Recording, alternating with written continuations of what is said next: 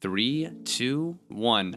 Hello, everybody. Welcome to the Creators Lounge podcast. I am your host, Jaye, and we are here with another absolutely amazing episode.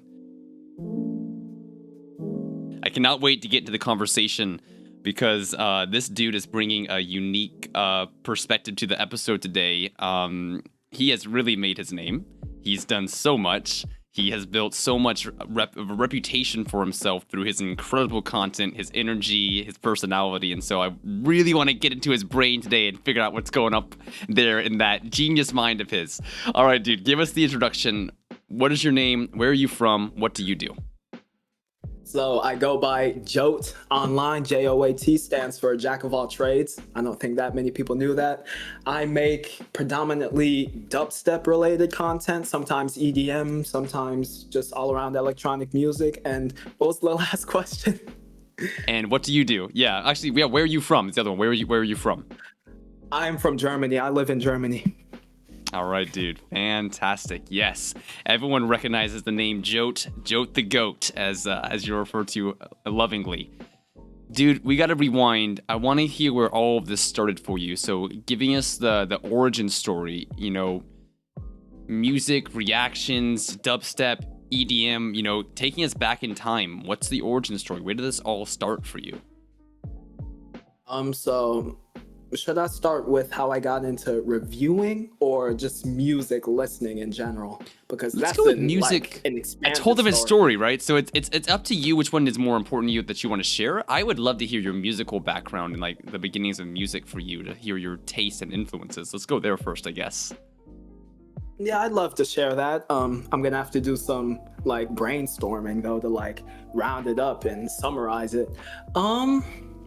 Well, I've been a music guy. I've been listening to music for all my life, essentially. I mean, my dad used to put on 2000s hip hop, pop, and played it around the house on these CDs and cassette tapes. What was it called? VHS. Yeah, that stuff audio back in the day. cassettes, VHS tapes. Yeah, dude. Exactly. And I still listen to that kind of music. It just, the nostalgia it brings up for me, it resonates with me. It still does. And I mean, yeah, I was just listening to like radio music and 50 Cent, that type of rap. Up until like, I want to say 2011, 2012 is when I really found my own, I want to say, I guess, I got into my own when it came to listening to music, and I found my own like stuff overall. I didn't get it handed to me. And how I discovered dubstep. Give me a second. That's what I'd be curious to know, because you mentioned, 2011, 2012, getting into your own, of like finding your own kind of sound and things that you were finding for yourself. So I'm really curious, how did that happen for you? I'm guessing it was due to the internet, but correct me if I'm wrong. Maybe it was even a festival or a concert you went to. What was that like for you, being able to step into your own and find your own kind of music? So it definitely wasn't because of a concert or anything like that. It was just the internet, YouTube, stuff like that. iTunes as well. Me sort of just finding songs on the radio I liked and then purchasing them on iTunes with my mom's money, but still. And around, I want to say 2012, 2013 is when I really got into dubstep. One of my day one homies, I'm still friends with him now, and he's actually a producer. Shout out Azra Guy. He showed me Centipede by Knife Party, and I just loved it. I absolutely loved it. And from there, I don't know when I came across the term dubstep, but somewhere around that time, I want to say. And I just eventually started getting into those dubstep mixes from back in the day, from 7-8 years back, listening to those, and eventually just making my way down into the underground. And eventually I came across a channel called Dubstep Dose, which it's defunct now. It's inactive, sadly, but that's how I mainly got into the music I'm listening to now, like that whole sphere. Rhythm, tear out, death step, that type of stuff. And I essentially got my music from that channel mainly for a long time, for like 2 to 3 years, and eventually just took a break from dubstep for no specific reason. I just really got into mainstream rap, trap Mm, metal, hip hop, that type of stuff.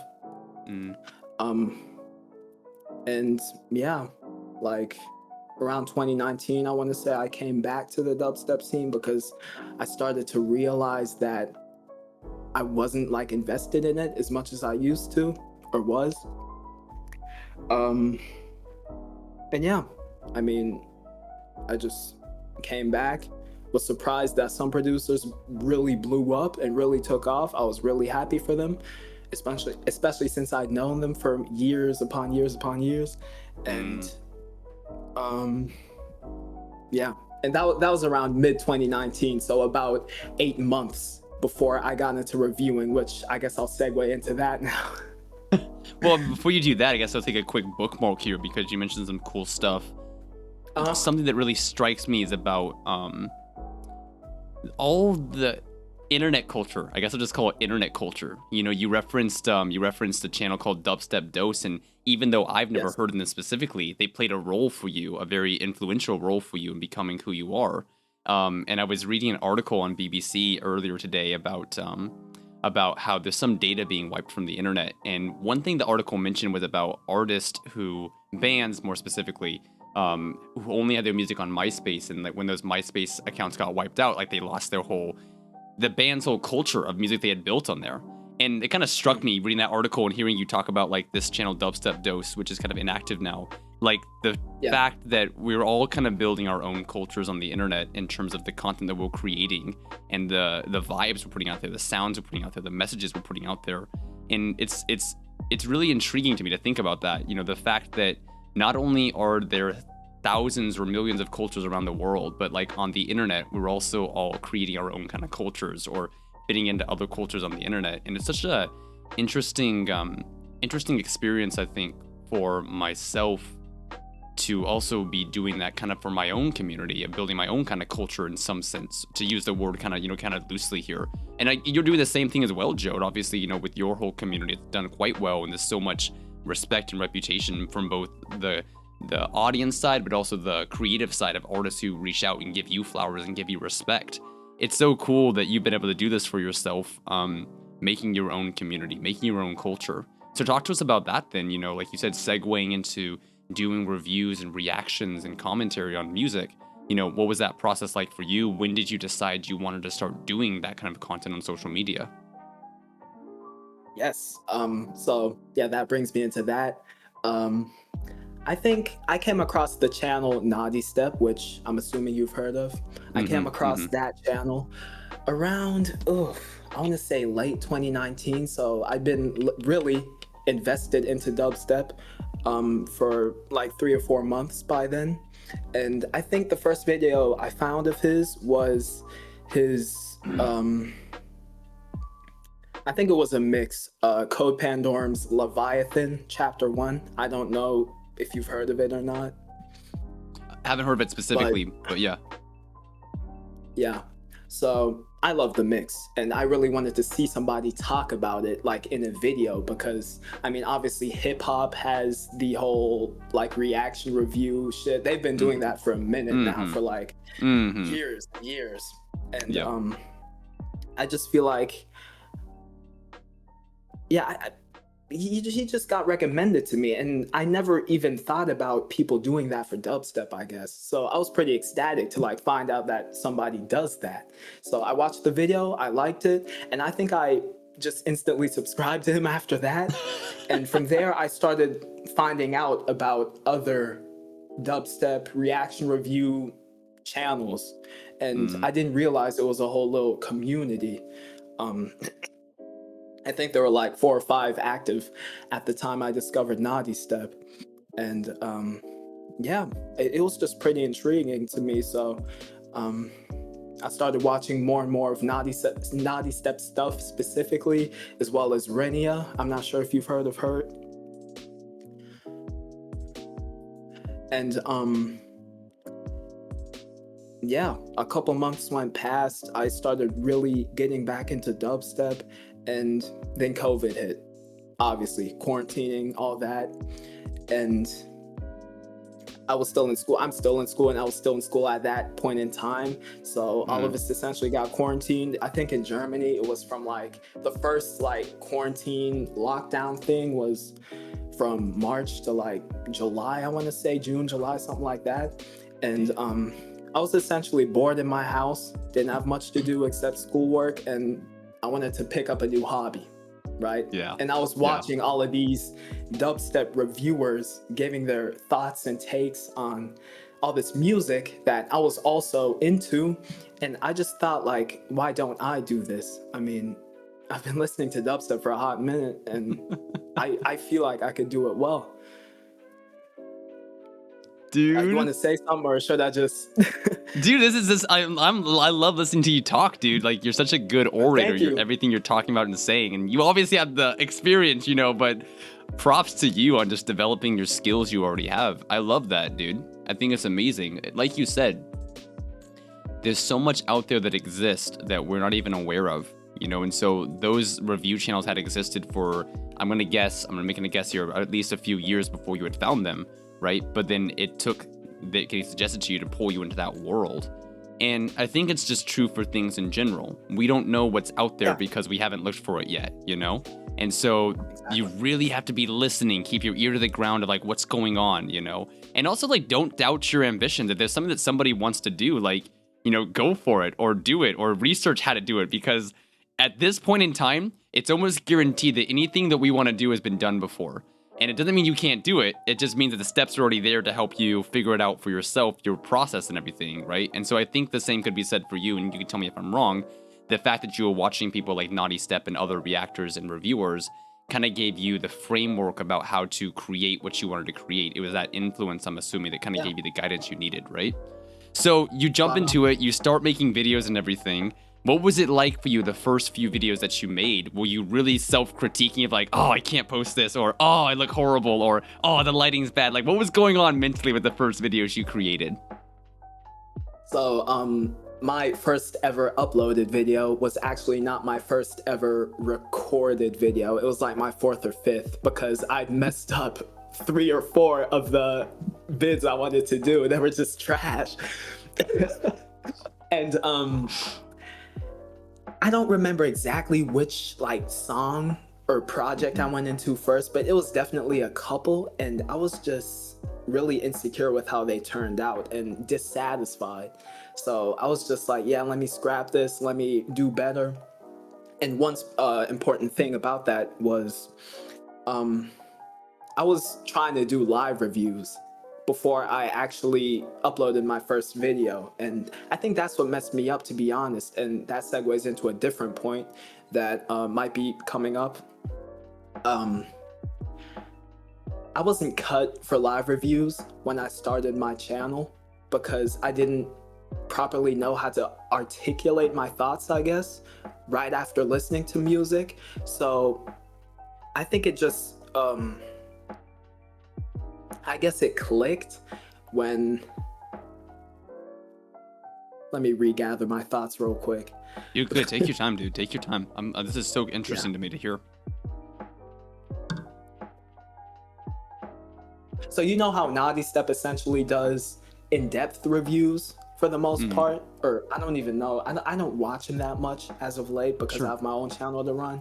But he used to always do in-depth reviews, meaning he'd listen to the music and then write about it, essentially, instead of putting a song on and listening to it for the first time while the camera's rolling.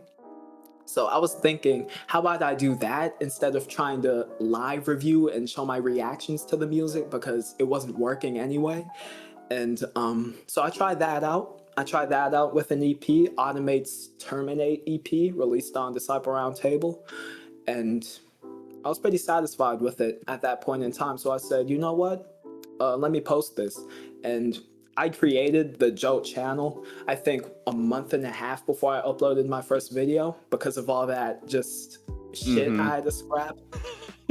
And by the way, I had the idea to make the channel, and I had the name in the back of my head probably since January. I created the channel late April and uploaded my first video in mid-May. So that's kind of that timeline. But yeah, I uploaded the video, went to sleep because it was like 10 o'clock, 10 p.m. I don't know. And I was pretty tired. I wake up, it had maybe 10 likes or something like that. And I was so hyped because people actually messed with what I was doing. Back in the day, I used to like dance to the music, just give my quick thoughts. I was really just, in my opinion, that content is pretty cringe and I really don't like to look back at it, but it did shape who I am today, you know, and that's why I keep it up. I like to remember where I came from, essentially. Yeah, that's the key thing, dude. And it's always so interesting to me to hear the beginning process for creatives is because, you know, a lot of the people I talk to, like, they're people who have ended up doing it full time or doing it for profit or doing it, you know, as like a huge part of their life. And the early stages are so interesting because they have that ambition, they have the dream, they have the concept, but the steps it takes for them to get there is always a little bit slow. You know, like you said, you had the channel already for a month before. You'd been thinking about it. It was in the back of your mind. But it was that process of trying and failing, the self-judgment, the self-criticism, the improvement, the taking notes from others, and it finally led you to be able to get a product you could get started with and then keep building on top of that. And so I always take moments like this to remind the audience who's watching, if there's something you want to go for, then go for it. You know, because if you keep putting in the work and paying attention and developing, like, there's no limit to what you can achieve. But, you know, getting started is so important, even if it's cringe, even if it's, you know, something you're embarrassed about. Like, it's that first stepping stone to get to where you eventually want to get to. So go ahead, dude, give us the contrast. And you've already hinted at it a lot already, but the contrast between what you used to make to what you make now. What are some of the key things that are done differently? Obviously, besides live reviews, is there anything else you want to mention about this? Well, before I get into that, I think I forgot to mention something. Go ahead. So way before I got into reviewing and really got back into dubstep for that matter, I was, I think it was late 2017 where I decided to cop Logic Pro X because I was really invested in rap at that time and I was trying to make beats and maybe spit some bars as well, who knows. And so I really improved on my beat making for like, how long was it? Late 2017, 2018, 2.5 years before I really got into dubstep again, or 1.5 more like. And yeah, like I said, this was the point in time where I wasn't really invested into dubstep, so I was just trying to make rap with some of my friends as well, but I never really got any traction with it. And looking back at it, I did make pretty shitty stuff. So I came into this reviewing thing with a knowledge on how to produce music, not necessarily dubstep, but like from making hip hop beats specifically. I knew the basic aspects of what you have to do. So yeah, I just wanted to throw that out there. I appreciate that, dude. I appreciate that because I think that it's kind of important. What I've always noticed for people is that one step leads to the next, which leads to the next, even when you can't tell how they're connected, right? And so for you getting Logic and then working on spitting bars or making beats, like that eventually led to you doing reviews and having an understanding of the music was what transferred over. And I think that that's something that's really key for everybody, myself and for my audience and people who listen to us. Like, we don't know how it's connected. Like, we don't know how it's connected at first. It's like life seems so strange and disconnected sometimes, the steps we're taking, but ultimately somehow it all ties together into who we are. And so, you know, where you are today is not where you're always going to be, but where you are today is going to lead to where you're going to be eventually. So keep taking the steps, you know, keep figuring it out. You know what? I want to jump and ask you about this, the development of your channel. You mentioned obviously taking some notes from Naughty Step and other reviewers that you applied to your own content. But then you also said that you don't really watch those people anymore because you're so focused on creating your own brand, creating your own channel, your own kind of hub for yourself. Talk to me about that. How has that changed for you versus looking at other people versus just looking at yourself? Yeah, what's been the evolution of that, dude? Changing your focus from outside to more inside. Well, I guess when I came into this whole reviewing stuff, I was taking pointers from other people and trying to not 100% emulate what they do, but just take influence and kind of make it my own. And so, because I'd obviously seen that they'd um, had success with what they do, so just take a little bit of influence, but put my own twist on it. So I'm still an original reviewer and have my own little I guess niche or whatever you'd call it. And with me that came in the form of, I guess, I used to talk about the tracks in like chronological order, like track Mm. 1, 2, 3, 4, unlike to what Naughty Step did, and still does actually. And I used to essentially put the tune on and just bust out some moves, and I still do that, you know. And that was like what I guess set me apart from all the other people doing that. And that's what, to be honest, that's what I find cringe about my old content, is how I went about doing that, I guess. Hmm. But then again, I still do it. I just execute it better. I feel like I don't force it. Or do you think that it actually is that you have more confidence in yourself now? Do you think it's actually that you're doing it differently, or do you think you just have more confidence about it? That's a difficult question because It is. um back in the day, I used to always do those types of reviews. Hmm. Nowadays, I don't do them as much. I'm trying to get back into doing in-depth and dance moves. I'm trying to do that type of review more often, but I wouldn't necessarily say it's a confidence thing because I wasn't used to doing that type of review um, when I got back into it. And I got back into it. I had a phase where I only did live reviews, so basically reaction review. And obviously, you can't like dance to the stuff because you don't know what it's gonna sound like. And it was, I'm not gonna say it was new to me, but I had to like restart when it came to actually writing reviews and just doing whatever. And I guess I guess I was a little more confident in myself, but not necessarily of the way I was reviewing, if that makes sense. I'm not Mm. sure, but that's an interesting question. That is a deep question. Yeah, it's intriguing, right? Because I think that Mhm. it's hard for us to judge about who we were versus who we are now. And I think that so many of us go more for like the kind of like self-judgment side of like, oh man, I was so shit back then, or I sucked so much back then, right? Every musician says that about their music and everything. Yeah. But then for me, I'm always wondering, I'm like, were you actually that bad? Or is it just that you had a different perspective on yourself because of where you are now? Right. And so I'm sure it's different for every single person. And there's definitely room that we can improve and get better at what we do. But I always think there's so much, like, we're the same person. We've just developed more. Right. And so I always believe so much that there is something about the old version of ourselves, that diamond in the rough sort of thing that's just been, kind of sparkled up a little bit more in the modern Yeah. age. And so to me, I kind of feel like it might be confidence for a lot of people. So that's why I want to ask you your thoughts on that. But yeah, dude. I mean, like you've been a beast with the content. You just put out so much Thank you. content so consistently, high quality. You know, please let us get into like the whole creative process of it all, dude. Is it hard to keep up with all the content that you do? So, is it necessarily difficult? Not really, but it does put me outside my comfort zone. And I am a person that procrastinates. I am a lazy person, I'll admit that. And I really need to take more initiative and put more effort into stuff that I do, even my reviews, but in other places as well within my personal life. Um, Creative process.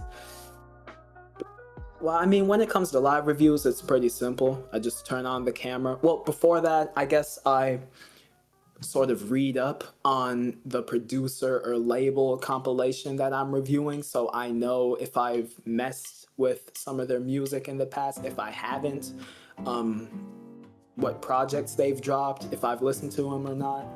And yeah, then I essentially just turn the camera on and say, yeah, I know this and this about this producer. I like this and this. I dislike this and this. Obviously in a respectful way, and Mm. I just get into it. And that's not really It's pretty rudimentary when it comes to live reviews. But the in-depth reviews, the actual written reviews, um, so there's an EP. I listened to it once without, I guess, writing down any specific thoughts, just forming my overall opinion and thoughts and what it sounds like. Then I listen to it again, write some core thoughts down, and I listen to it again. I listen to rather not as a project, but I listen to the tunes individually so I can actually write more about them and write more analytically. And after that, I decide what I'm gonna do when it comes to actually playing the music out, if I need gun fingers or whatever, that type of stuff. Yep. And yeah, after that, if after a bit of practice, I want to say not too long, maybe 20, 30 minutes overall, I turn on the camera, start recording, and try to do it as best as possible. And to be honest, I feel like when it comes to analytical, in-depth reviews, non-live reviews, I haven't found it harder to like really do them, but I tend to mess up a lot, especially when it comes to the talking. Well, not really when it comes to the talking points, but like overall, generally. I don't know. Again, it might just because I'm out of shape. I don't really do the analytical reviews as much as I'd like or as much as I used to. But yeah, that just it's pretty interesting how well, in general, I am like that. Like, I tend to make a lot of mistakes while recording. That's not anything new for me, but they tend to come up more often, more slip-ups. I talk too fast. Just little shit like that just amounts to the footage being long and me having to edit multiple sections out of it. Yes, dude. Yeah, I mean, that's another thing that's really intriguing to me is the development of someone's process. Yeah. I think because I get to experience it for myself, and so I also like to contrast it with other people as well. In my early days of doing the podcast, like my anxiety was seeping over into how I did the interviews as well, because I was so anxious and nervous about who I was and like what I was saying and who the guest was, that I was always like literally my hands would be shaking like as I was sitting down to interview them. But you know, that whole process for me was like recognizing the anxiety part of me was messing up the performance part of me, and so getting a better control of my anxiety helped me to be more natural and more confident with my podcast I've done. And so there's a few things that have stayed the same for me. I still like to prepare for the episodes. I like to do research on the guests. I like to watch their content, consume their content, get a feel for who they are as in depth as I can. Both because I care about them, I value them as a creative, and then also I feel like it's just a matter of respect of like, you know, I actually care about you. I'm not just getting on my show for clout, you know, like that kind of sense of thing, you know. So I definitely, that's one thing I've kept the same, is making sure I do my research and I'm prepared for the episode to create a value-packed episode, both for myself, like in a selfish way, but then also for the audience who's going to be consuming it as well, you know. Yeah. But there's other stuff I've gotten a lot more relaxed about, in terms of like swearing. I used to never swear in my episodes. I used to never show my face on camera. I used to have like a picture I'd put over it instead. But that's changed as well, and now I have my face all over the internet. So, you know, I love to hear how other people's process changes for them throughout the development of their projects. And so talk to me about that a little bit more, dude. Like, you do quite a few different types of videos on YouTube. You do reactions, you do reviews, you do the compilation videos. I cannot remember what you called it, but you did one as well where you talked about Talks with JOAT. You did it for the Porter Robinson one as well. So you have a few different kind of types of videos that you do on YouTube. Maybe for the audience watching who's not familiar with it, kind of break down the different types of videos you do, and then tell me like which one you want to focus on more as you go forward. Yeah, so like I said, the name JOAT stands for Jack of all trades, so I have to bring diverse content to the table or else I'm just contradicting myself.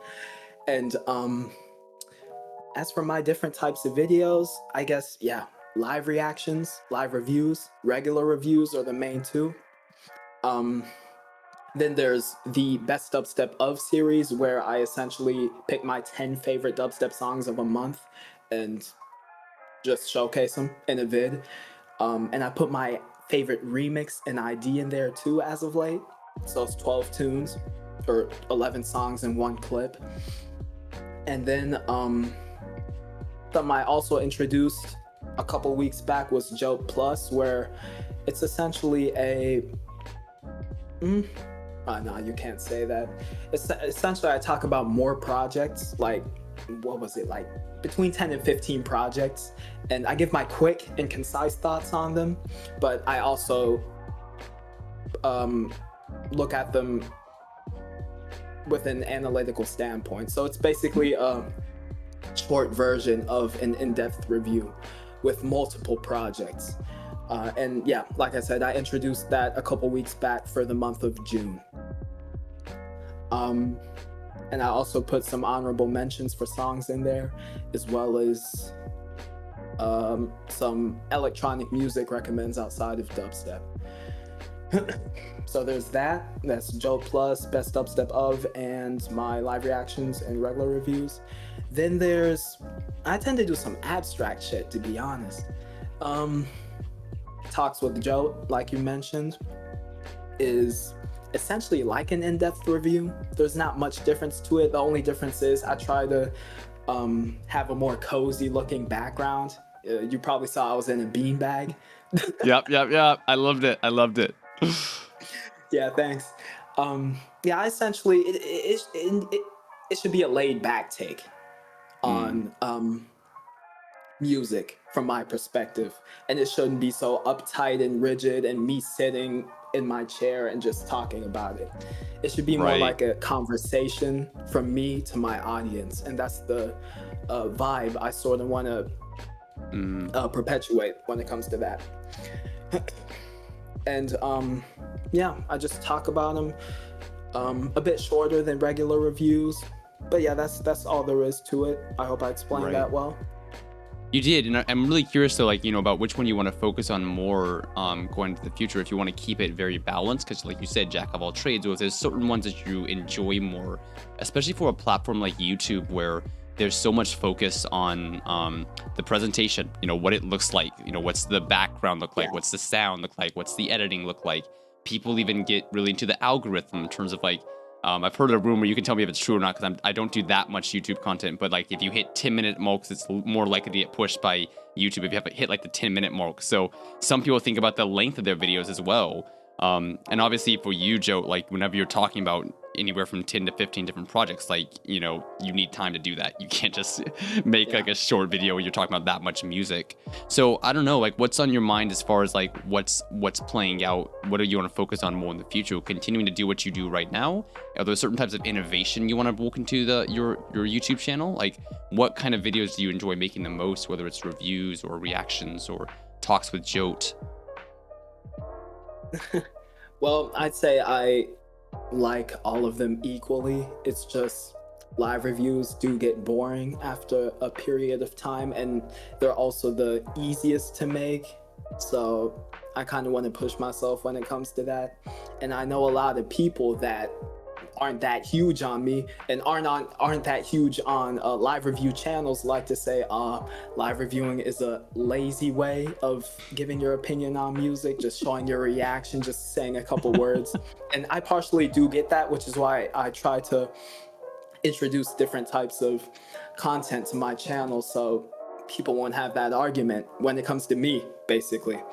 But yeah, I love all of them equally, I want to say. There are a couple more types of content that I have introduced in the past, but it's just one or two videos that are like different. I want to say I've done one video that focused on future rhythm, and I think the video was called 5 of my favorite future rhythm songs that aren't on Halcyon. So I basically showcased 5 future rhythm songs that aren't released on the label Halcyon, and they're known for future rhythm. So I thought it was a smart thing to do, I guess. Showcase 5 tunes and put people on, and that video did really well. It's probably at 4,000 views by now, and I was pretty proud of it. I want to do something like that again in the future for sure.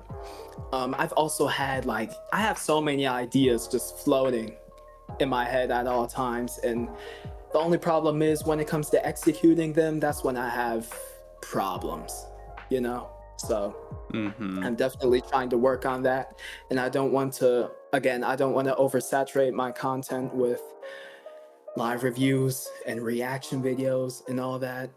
So yeah, I'd say I'm doing pretty well when it comes to diversity, especially in the grander scheme of live review channels, not to sound Mm. arrogant or anything, but yeah, I'd say I still want to introduce so many more types of videos to the channel, but the ones that I have put out now, I am satisfied with, if that answers your question. We got to dig into that deeper, dude, if you don't mind. I'm really Mhm. interested to hear your takes on this. Same as you, I've definitely approached social media and the internet with that kind of jack of all trades mentality. And so, just to give some context, I started off as a musician, was making as a music producer. Realized I needed to have more content for the internet because I couldn't just make content based about my music. So I started making posts on Instagram, stuff I could post on Twitter as well. Then I got into doing a podcast. And then I got started doing like a vlog series on and off. I've launched my own fashion line, right? So I've gone in like all these different fields now. And something I'm coming to realize now, because that's just who I am as a person, I love to have, same as you said, Joe, like there's always a million fucking ideas going on. And I just love all of them and I want to invest in all of them and try out all of them. Something I'm kind of noticing now as I'm trying to kind of just grow the audience more and grow grow what I'm doing more, grow my content more and everything. I'm realizing that it's really hard to do that whenever you are spread in so many different directions. Because if you're hyper focused on one thing, you see a bunch of growth. But whenever you're spreading that focus on a bigger plane of objects, obviously the growth is much more small, right? And Yeah, so makes sense. I want to hear your thoughts on this, dude, because like you said, you have that kind of jack of all trades mentality and approach to it, and you've seen incredible success on YouTube as a platform and in the music community in general, just in terms of reputation. But then also having all those ideas in your mind for ways that you want to diversify and projects you want to invest in. What are your thoughts on this, dude, as far as like being super focused on one thing versus spreading your attention out on other projects?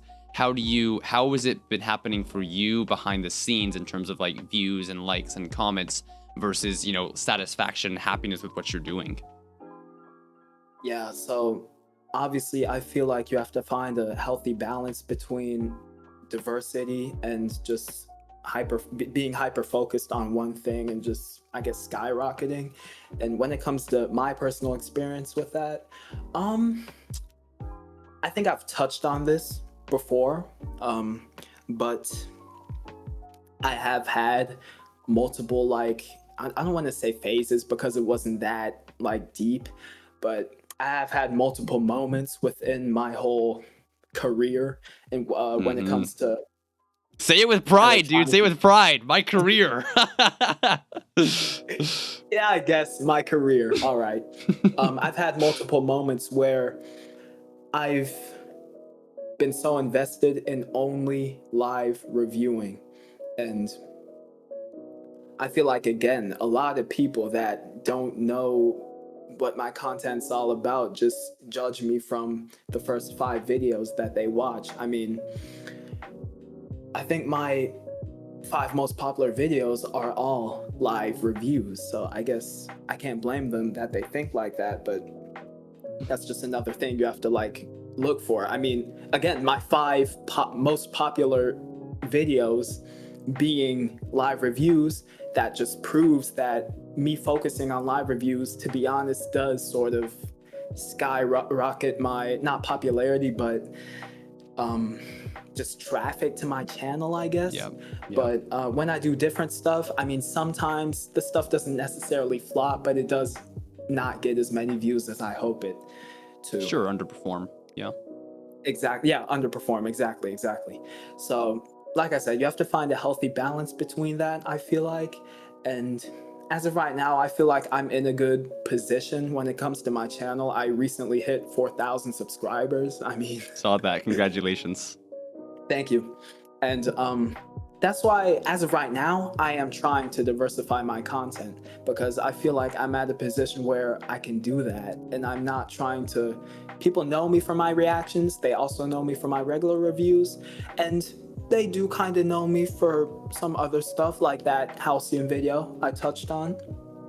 So, um, like for example, I still have to do a 4,000 special, and I was planning on doing a couple 4,000 subscriber specials that aren't just regular ass live reviews, and that could diversify my content right there, just pretty simply. So yeah, my personal experience with it, I have had moments specifically like between January and March, then probably April and June, around that time of this year, where I've gotten caught up in only live reviewing.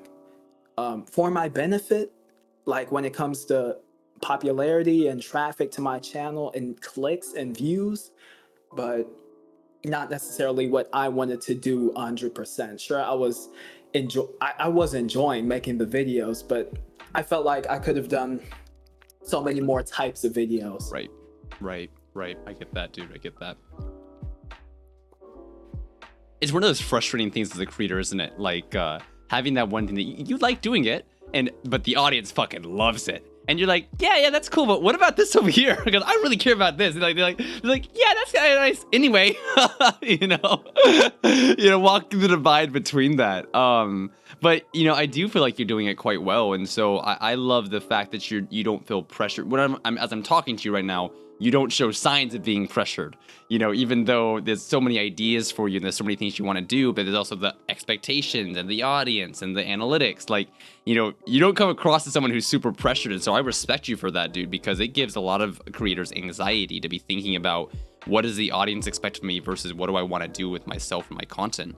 And it's not easy for everyone to come to a place of acceptance with that. It's not easy to find a way to bridge the gap between those, obviously, as well. So talk to me about that then, dude. As far as, hitting over 4,000 subscribers, it's like 4.06, something like that, if I remember correctly. So it's over 4,000. 4.02.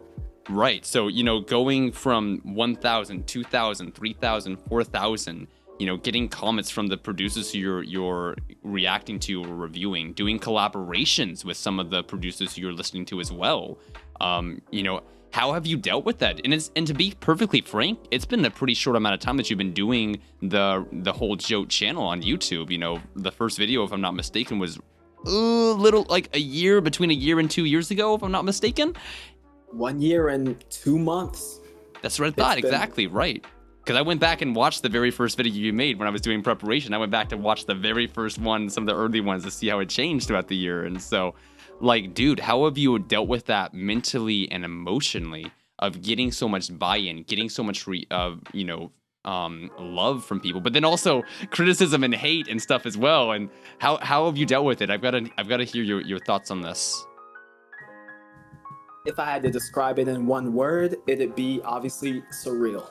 Because I'd never in a million years think that some of my favorite producers follow me on Instagram, like my videos, comment under my videos, and just all around enjoy them. So it's definitely surreal. And sometimes I do feel like maybe I should be more grateful, or that I feel kind of ungrateful for it, because I tend to forget that I'm at this position where I can give my opinion on music and thousands of people are looking for that, hundreds, thousands. So just lost my train of thought again. You good, dude. You're good. It's a big topic, and take your time, because it's a pretty big topic, and I really want to hear just the effects of it in terms of ego. For a lot of people, all of that recognition in such a short space of time would cause people to become, very cocky or disrespectful or just like, ungrateful. But then, obviously in your case, you feel like you're almost not grateful enough. And you can recognize it. You see that it's happening, and it doesn't feel real to you. So I'm curious what that process has been like for you. what are some of the adjustments that you've had to make in terms of how you talk to yourself, how you treat yourself, or how you communicate with people? Has that been a big adjustment period for you in terms of like, okay, I can't spend my time with these people anymore, or I have to spend more time on this platform, or I have to change how I'm living to be able to manage this all? Like, what kind of adjustments have you had to make for yourself by getting so much buy-in? Okay, so when it comes to overall adjustments, I haven't changed much, to be honest. Like, my daily schedule is occupied a lot when it comes to making videos and such, but not too long. At max, maybe 3 to 4 hours, unless I'm reviewing a really big compilation. But yeah, overall adjustments, I mean, yeah, when it comes to like going out with friends and shit, of course, I don't have as much time since I'm doing this, but it hasn't changed anything drastically when it comes to my living lifestyle conditions. And yeah, speaking of that whole ego situation, I do have to talk myself down a lot of times before just typing something just to broadcast online. I do admit that. Because again, I do have this platform, and obviously people mess with my stuff. But then again, if I say one wrong thing, I'll definitely be judged for it. I could even be canceled for it. Who knows in this day and age? So I definitely have to check myself before I just click that post button when it comes to anything: videos, community tab posts, tweets, even though I'm not that huge on Twitter, about 300 followers. Yeah, just anything. And Does that give you a lot of anxiety, or? It doesn't necessarily give me anxiety to know that whatever I post will be judged. I mean, not that in itself, but it does give me anxiety maybe after I post it and it gets backlash. But because then you start questioning yourself. Yeah, but I sort of ignore it because, I mean, at the end of the day, it was my decision to post it, and I should face repercussion if it was a bit exaggerated. Well, and what's funny real quick as well, though, Joe, is that like people look to you for your opinion, right? And so they're not always going to agree with the opinion. You're literally an opinion-based content creator. People look to you for opinions. And so because of that position that you hold, it means you're going to get both love and hate, because the nature of opinion is that it's not fact, it's just opinion, right? And that's not like, not trying to minimize it. I think it's a very valuable and important place to be at. We need to have people who we can trust and look to for guidance and thoughts on things. But, you know, it's so funny that people would get angry at you for your opinion because they literally come to you for your opinion. So, yeah, you're not always going to agree with me, you know? Exactly. I mean, a lot of those types of people exist. Or, I mean, maybe they just want to watch somebody else because, like, for example, me. Another big reason why I started this channel is because, well, now I know one person in my whole region that's into dubstep and that I'm cool with, but through the channel. But beforehand, I didn't know anybody that was really into dubstep. I mean, I've showed all of my friends listen to rap, pop, that type of stuff, which I'm also into, but I also have the dubstep side of me. And I've shown my friends a good amount of dubstep, not too much. I'm not the type to shove music down people's throats. I'm pretty reserved when it comes to my music taste. And yeah, I've shown my friends like Sudden Death or whatever, just different producers that I'm into, and they've messed with a lot of the stuff more times than not, and that does make me happy.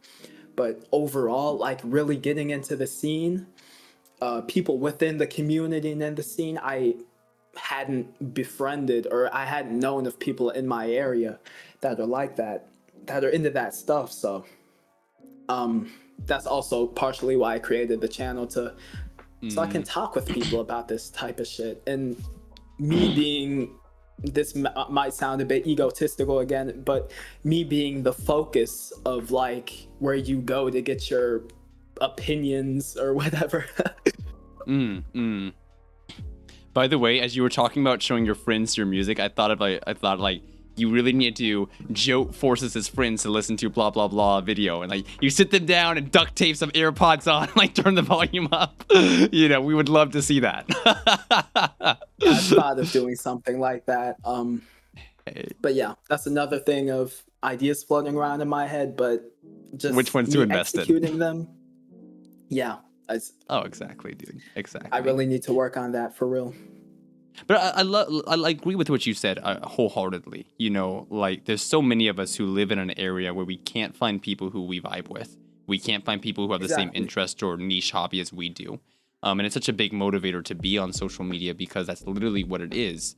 You build communities on social media, whether it's someone you know in real life who you're connecting with digitally, or it's new people who you're meeting online and being like, yo, you like the same thing as I do?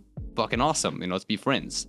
So, you know, that's a big motivator for all of us to be on the internet, I think, is just the limitless amount of people that are on there that have the same views and hobbies and interests, but enough differences to challenge us and, you know, keep the relationship interesting.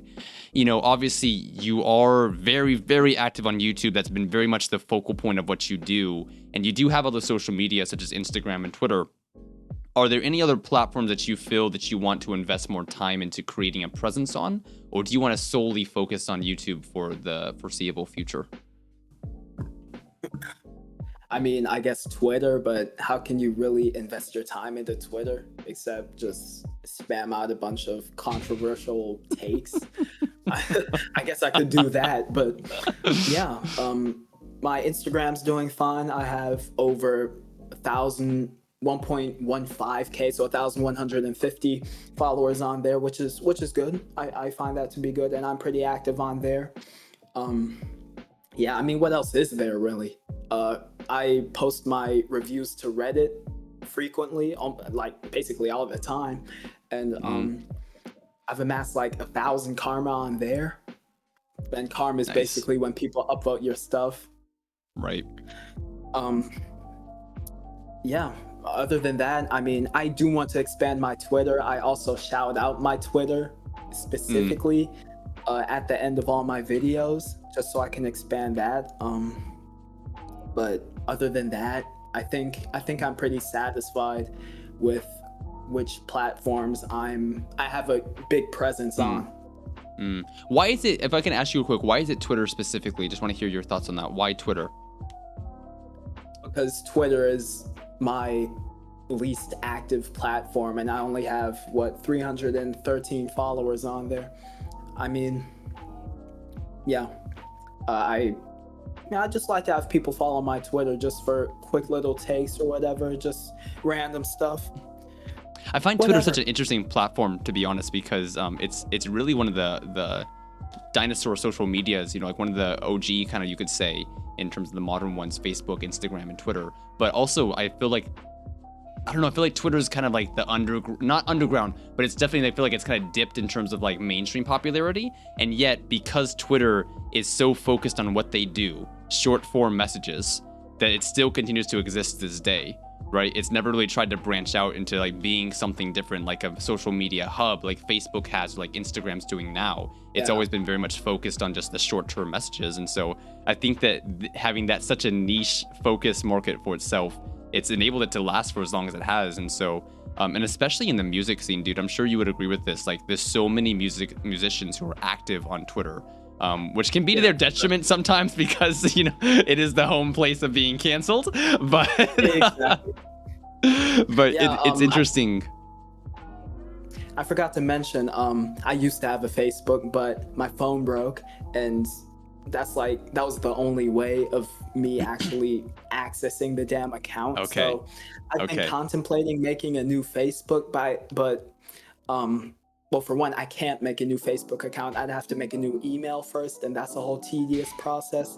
And I do have a Facebook account now where I could post my stuff, but I'd essentially be revealing where I live, my last name, and I don't want to do all that.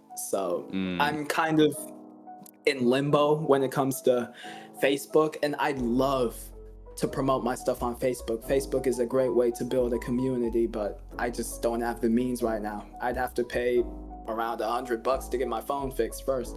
Yeah, just for I that saw I reason. saw the Facebook, by the way. I did find your old Facebook account when doing preparation for the show, so I do know it's out there. Yeah. Dude, you mentioned just now about having to like reveal where you live and stuff like that. What do you think about privacy and the internet? What are your thoughts on that conversation? Obviously, in the older days, people really hesitant to show their face, to show their location, to do things like that on social media. But in more recent times, especially I feel like with Gen Z, people are a little more lackadaisy about it in terms of like showing where they are, showing their face and being public with stuff. What are your thoughts on the situation, especially you being the focal point of your content? Does it ever give you any concern or worry? Does it not even cross your mind in terms of your private life versus your public life?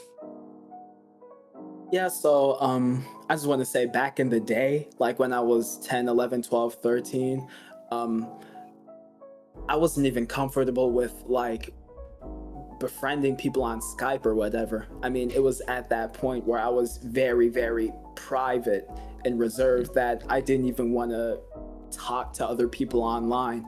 And it's not that like I don't blame my parents or anything that they were overly protective when it came to online security and safety, but that was just my thought process. Um, yeah, just over time, I guess adapted to like the internet and became more comfortable with posting me to the World Wide Web or whatever. I got an Instagram pretty late too. I got an Instagram when I was like 14, I want to say. And back then, everybody I knew had one. Everybody that was social, at least, and not just overly introverted.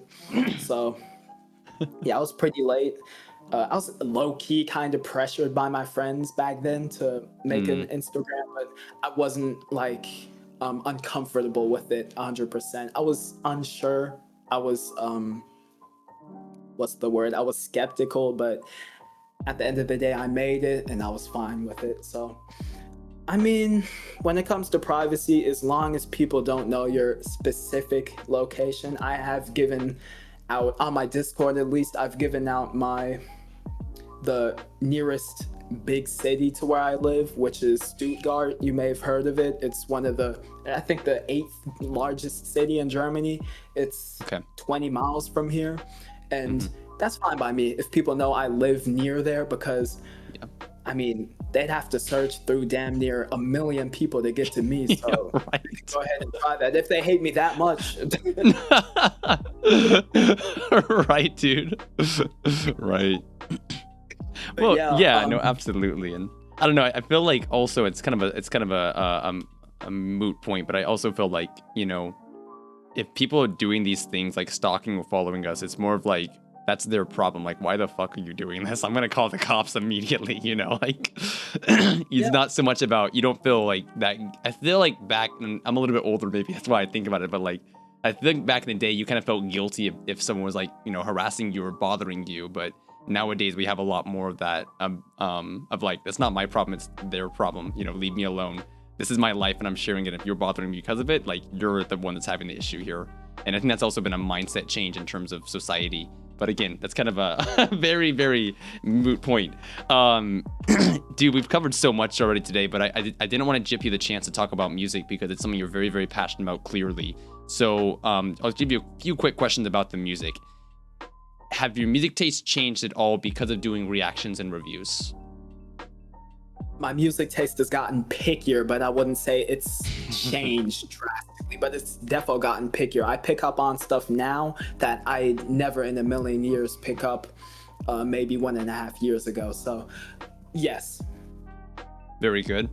What about when you're listening to a song? What are some of the key things you look for? And this is a dangerous question to ask because since people do look to you for guidance and your opinions on stuff, I'm sure that a few music producers might check this sound clip out and be like, okay, I'm doing that with my next song.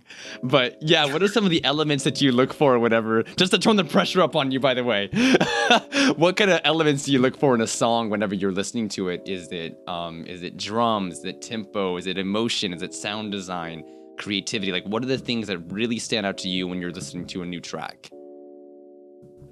So, when it comes to, I'm gonna start with dubstep. When it comes to dubstep, I'd say sound design first. I mean, I think that's the case for almost everybody. Um, I don't think you'd start with hi-hats or anything like that, you know? But How long is this yeah, dubstep song? It's 2 minutes. I'm not listening to it. Yeah, yeah, I don't think anyone's gonna do that. over time, yeah, or track length. But the very first thing, no matter what the vibe, no matter what the emotion is, tempo, flow, is sound design. If I like the sound design, I automatically, and this may be a good or bad thing, I automatically am more fond of the tune, I guess, and I am intrigued to hear more. Obviously, I'm not going to turn off a song if I don't like the initial sound design that comes in when it comes to dubstep.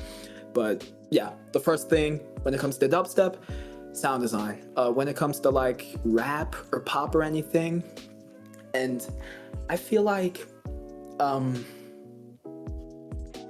because I listen to so much dubstep, I don't even pick up, I don't even really pick up on lyrics or voice or songwriting when it comes to pop or rap music first, initially. I pick up on the beat and the instrumental more, and that's what I look for more. I don't look for it more, but I look for it more subconsciously. So Right. I guess I'd actively want to look for lyrics, songwriting, maybe no, not really, just overall vibe and flow Mm, um, of the artist, of the voice behind it, and then the mm, beat to see if it backs it up well. mm. But the thing I do subconsciously pick up on first is the instrumental. Always, I want to say, yeah. Weigh in on the dubstep conversation then. Same as you said, sound design is the first thing, and that's true for nearly everyone I've talked to. It's always about the sound design. Dubstep is renowned for being very creative, break the rules, fuck everything. I'm doing this with the in terms of sound and such. A lot of people complain that's both the strength and the weakness of dubstep in terms of it's so focused on the drop or the break that the rest of the song kind of suffers. And so a lot of people are turned off to the genre because of that. Where do you stand on that conversation? Do you feel like dubstep is too focused on the drop and the sound design and the other parts are suffering? Or do you feel it's not even relevant to the conversation? Most definitely is relevant when it comes to the underground scene. It is a topic that we should be talking more about, in my opinion. Um, I know a lot of producers out there that, and I'm not going to pretend like I'm one of them and like I post clips on SoundCloud and shit like that, but I do feel like a lot of producers put music out that's really lackluster in the non-drop sections. Intro, break, midsection, bridge, whatever you want to call it, outro.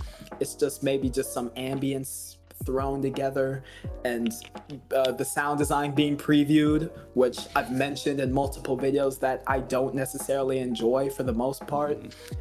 So I do feel like producers need to um, take good care when it comes to intros specifically, because the intro is the first thing you hear. I mean, okay, if the midsection is a bit lackluster, as long as the build-up's good. But the intros should definitely be um they should be respected more, specifically in the underground rhythm and tear out scene, because I feel like some producers don't care as much about them. But that's just my take. So yeah, it's definitely relevant. I want to hear your thoughts on this, so I'll just say a statement and you kind of jump back on with what you feel about it as well. I would be tempted to guess. I don't have the numbers. I can't say it's 100% true, but based on a few conversations I've had and just my own kind of recognition of it, I feel like that must largely be due to the fact that dubstep is so heavily focused on being playable sound, being something you can hear at the club or at the concert. And so because of that, you want to crossfade songs, and so it doesn't really matter what the verses are, as long as a drop can walk into another drop and just keep the energy going. I'm assuming that's why people focus so much on the sound design and the breaks in dubstep and not so much the other elements, because it's more about how does it fit into a live set. And I almost feel like a lot of producers would be doing that because they want their stuff to get played out. They want their stuff to be, recognized by other artists. And so I've had a conversation with at least one, but it could have been two or three people that said that they were more focused on if the song was playable in a live set rather than if it was enjoyable to listen to on its own. And so, Joe, for yourself, obviously, I was wondering at the beginning of the episode if you had gotten dubstep through live shows, and you're like, that was definitely not the case. I have a feeling, tell me if I'm wrong, I think you're the same as me. We like to listen to music for the sake of listening to music. It's something that we just fucking vibe with. And so I don't necessarily think about if something's going to be sound good live or not, because I just enjoy listening to it. And so same way with dubstep. I don't need to be in the club to enjoy dubstep. I just like dubstep for the sake of dubstep. I think it's just really cool music. I don't know, dude. That was kind of some word vomit there, but jump in. Would you agree with that kind of take, or what do you think? I mean, yeah, I absolutely agree. It's understandable that some producers want their music to be more live show appealing when it comes to them. To be honest, I mean, I don't think the typical headbanger at Lost Lands or whatever just pulls out their phone, puts on Shazam, and if they fuck with the song, just tries to, like, you know what I mean? Identify it through that. So, but you know what? If they want to do that, if they want to make music that's specifically there for a live show setting, then all the power to them, you know, more power to them. But I mean, you can still improve upon your intros and make them sound good. Oh, shots fired. At least sound good. I do kind of regret wording it like that. I sort of kind of take that back. I love it, dude. I love Yeah. it. No, I mean, it's like, it's respectful pressure. Respectful pressure. No, dude, like, we got to keep each other accountable, right? You got to keep each other accountable. And so, you know, letting people get away with subpar when they could be doing better, like, I feel like that's a perfectly fine thing to say. You know, like, there's a time and place for everything. People have different ambitions. There's different goals we're trying to reach, you know, but, you know, keeping people accountable is important, and challenging people to improve is also important as well. So what's an immediate turnoff when you're listening to new music? You obviously mentioned the stuff that you do look for. Is there anything that's an immediate turnoff for you when you're hearing a new song? I'm a person that listens to all types of music essentially, so not necessarily. There are types of sound design that I don't enjoy, but I'm still intrigued to as to how the song plays out. And the only thing that I guess turns me off is when a song sounds too generic, when it doesn't have any special qualities. But that's the only thing. So I guess uninteresting music. But if it doesn't sound good, but it's doing something groundbreaking, then I'm most definitely interested to see how it plays out, even though I don't like it at that point in time, you know? Love it. Open-mindedness. And finally, what are some songs that really blew your mind when you first heard them? As of right now, Looking back, I guess, over the past year, are there any, and obviously, you know, there's so many that you enjoyed, I'm sure, that have made an impact on you at that space and time. But if you look back at the past year and 2 months of doing reaction videos and review videos, are there any ones that immediately come to mind of like, oh yeah, when I heard that song, chills. When I heard that song, I went crazy. Was there any like specific releases that you recall reacting to, reviewing that really stood out to you? I mean, that's really difficult. There's obviously like songs that I've found to be unbelievable while recording a video, just near perfect, and I still find near perfect and spectacular. But just specific songs, I don't think I can necessarily pick out. I mean, If you want to do EPs or albums, that'd be okay as well. that is much easier. I want to say Stuka's Powerhouse EP on Never Say Die Black Label. I'm just gonna list my favorites probably because Do it. Just do it. Just do it. Yeah, I love unique music. Uber's Relinquish EP, which is funny because I just did a live review of his newest EP that dropped the day before yesterday, like half an hour before getting into this interview. Hugh K's Future EP for sure, most definitely. That's probably the closest thing that just really took me aback. But the thing is, when it comes to me, I forgot to mention, I'm a person that on first listen I can really get into something, but I tend to enjoy music more or less. Like my not necessarily, well, yeah, kind of my enjoyment, but also my perspective and perception of a song shifts by a small interval. after listening to it initially. And that's also something I have in the back of my head when it comes to live reviewing. I know like there's a 90% chance that I'm going to have a different perspective on a song after listening to it for the first time. And I'm assuming that's with everybody. Like you're going to approach the song different if you know how it goes. But with me, it's something it's something different, I feel like. And I can either find a song to be good and just absolutely love it after getting into it 10, 20 times, or I can really love a song while live reviewing it and it just grows on me less. Love it, dude. Got it. Oh my gosh, dude, this has been incredible. I'll kind of just touch on the Futurescape real quick before letting you get out of here. More than halfway through 2021, kind of in the late part of the year. What's on your agenda for the rest of the year?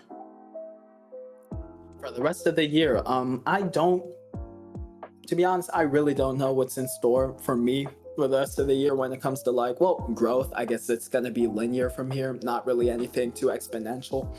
But yeah, I guess I'd say definitely more diverse content. I've been meaning to shorten up my videos a little to make them more appealing, more interesting, and not have all this filler in between, I guess. I've been meaning to sort of make my videos more compact and more tight, not by much, maybe by like 20-30%. Other than that, like the future, I have, again, those ideas. I eventually want to get those out and make great videos and put them on the internet. And yeah, in due time. Yeah, that's about it. You also talked about diversifying, though. You did your own live festival, dude. So Satyr's Lair, how was that? Talk about that for a quick second. That was pretty crazy. I really enjoyed doing that. There was one minor slip up where I had one of my artists. Well, it was pre-recorded, but the stuff was live, and my Wi-Fi just completely did something that I don't know what the fuck happened. But I was downstairs at the time because I had family over. There was like a kind of a misunderstanding, but I told my mom in advance, so she let me go upstairs and do that shit. But I went back down so I could spend time with my family, aunts and uncles and whatever. And it shows that window of time to glitch up on that you. That window of time. My homie calls me, the same dude that showed me Centipede by Knife Party, by the way. I already said he's a producer, a hybrid trap producer, by the way. He calls me and he like spams me on WhatsApp with like 5 different messages, just random fucking letters. I'm like, what the fuck happened? But in the back of my head, I knew that something went wrong with the live stream and with the Satyr's Lair in general. Then the producer that was up called me on Discord like 50 times, and I was like, shit. Oh, shit. So I just refreshed my thing real quick. I think my browser went back live after a minute or two, and I essentially retained all of the viewers that were in there. I think it was about 30 people, like 27 came back, so I was like, okay, that's fine. And yeah, I apologized to the guy, and I had to like manually find where I was in the in the mix. it was a tedious ass process, but yeah, garbage Wi-Fi. Nice save, dude. Nice save. So even with that experience, though, are you planning to do another one eventually? Yes, definitely. I was planning to do one in August. I have a lot of shit coming up, though. I have to do my own sets. I've been invited to take part in 2 different festivals. Yeah, that are both dropping next month. I think the first one is like first week of August. The other one's the last week, more or less. Awesome. So I was planning to do the Satyr's Lair season 2 in August, but I may have to push that to September so I can get my stuff out of the way. But I'm definitely down. And a lot of more popular producers hit me up. Well, not a lot, but a couple that I'm cool with let me know that they'd be down to do it as well. So I'm definitely excited to do another one of those. And I had a lot of fun doing it. I am looking forward to that, dude. All right, finally, I always ask the guest if they're comfortable to leave a message to themselves of 1 year in the future. So, JOAT, talking to yourself of August 2022, what would you say?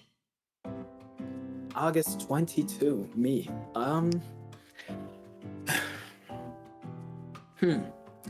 Well,